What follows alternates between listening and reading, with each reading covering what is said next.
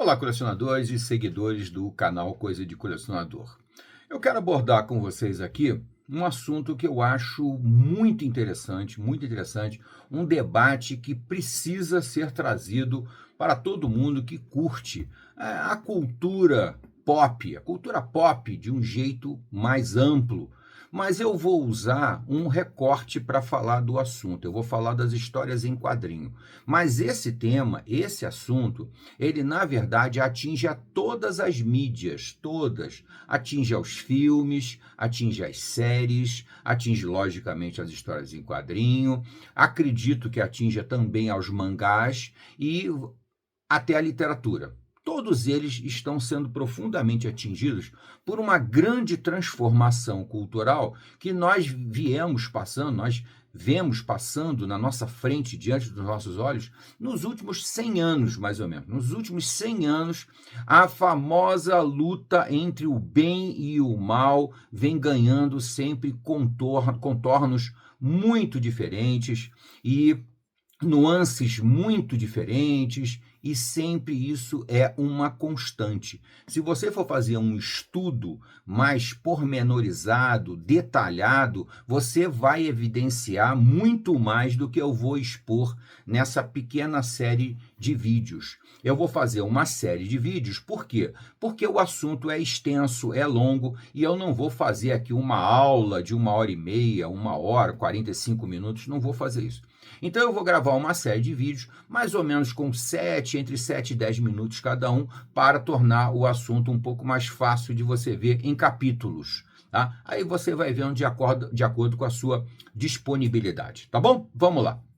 O que eu estou falando para vocês é da eterna luta entre o bem e o mal, que existe dentro da literatura, que é a mais antiga das culturas, né, das culturas populares, né, a literatura é a mais antiga, ela existe desde que a literatura existe. O bem contra o mal, né? O bem contra o mal já estava na Bíblia. A Bíblia já falava da eterna luta entre o bem contra o mal. E se você for para outras religiões, as suas Bíblias também falarão da luta do bem contra o mal. Isso é uma tradição humana, faz parte da cultura de uma forma geral. Muito bem. Acontece que eu vou pegar o exemplo aqui das histórias em quadrinho. Nas histórias de quadrinhos de super-heróis, que são as que realmente abordam com ênfase a questão da luta do bem contra o mal, elas começam em 1938, quase 100 anos atrás. Nós estamos em 2026, daqui a 12 anos vai completar 100 anos. Daqui a 2 anos serão 90 anos dessa luta entre o bem e o mal. Muito bem, com o nascimento do Super-Homem, em 1938, nasce essa modalidade, esse gênero, esse personagem chamado super-herói, e que nasce já emblematicamente como o bem. O bem é representado pelos super-heróis, para sempre será dessa forma. E do outro lado você tem os vilões, que também se tornaram super vilões, né? Ao mesmo tempo que nasceram os super-heróis, logo em seguida nasceram os super vilões. Perfeito. Na sequência do Super-Homem vem todo aquele elenco de personagens, de super-heróis, que são hoje em dia todos da DC Comics, né, da Detective Comics, da DC Comics, que detém os direitos autorais de todos aqueles personagens que foram criados. Basicamente, todos foram criados e foram, né, globalizados, foram unidos pela DC Comics. Muito bem, nos anos 40 e nos anos 50. Muito bem. E nessa época, o bem e o mal estavam altamente demarcados. Eram dois territórios muito claros, muito óbvios, muito bem definidos. O bem era totalmente bem e o mal era totalmente mal.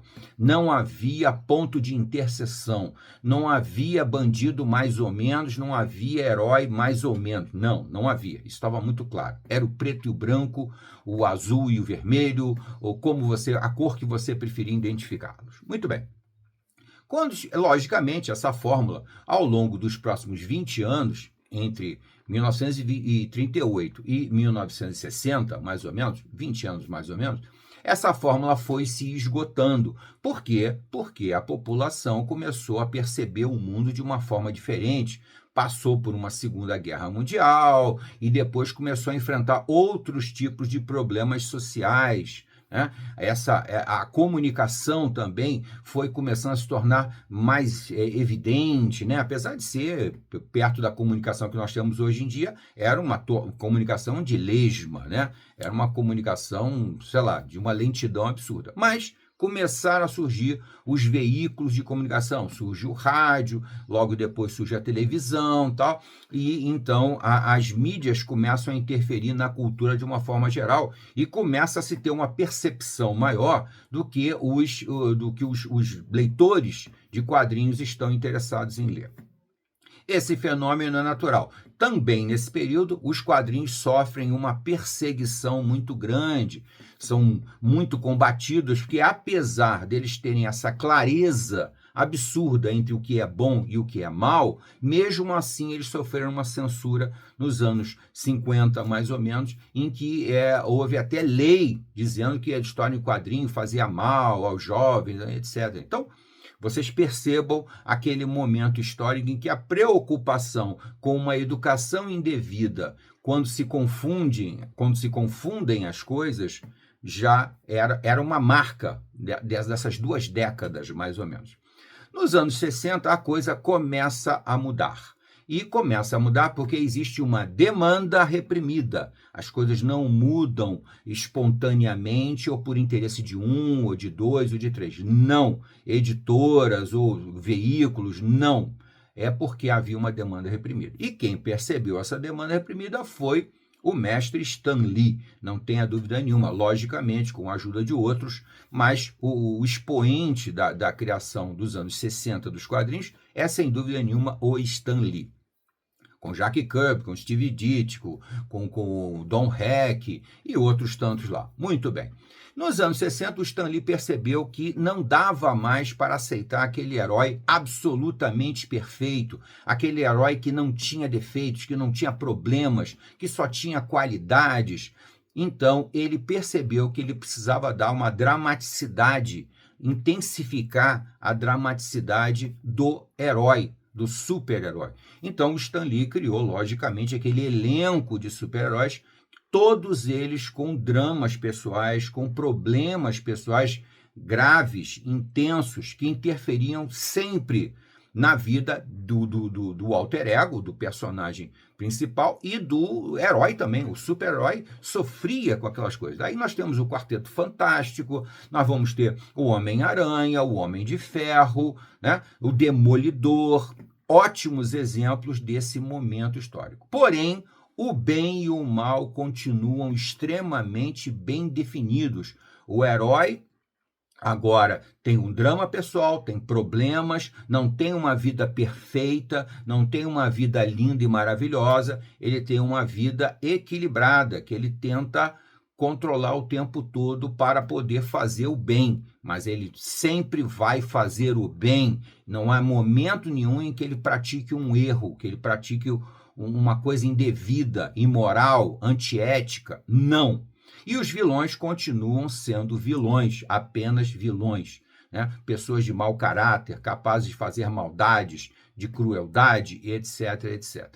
Então, nesse primeiro vídeo eu quero deixar bem enfatizado essas 2 décadas, que são as 2 primeiras décadas dos quadrinhos. Décadas não, né? Desculpa, né? Esses primeiros 40 anos, vamos botar assim, né? 4 décadas, essas primeiras 4 décadas. As 2 décadas de domínio dos quadrinhos da DC Comics, entre os anos 40 e os anos 50, e o domínio da Marvel Comics nos anos 60 e nos anos 70, quando o Stan Lee conseguiu atender ao público de uma maneira mais adequada e a Marvel realmente conquistou um espaço enorme nesse mercado. Tá bom? No segundo vídeo a gente fala um pouquinho adiante sobre as mudanças que vão continuar acontecendo. Até a próxima.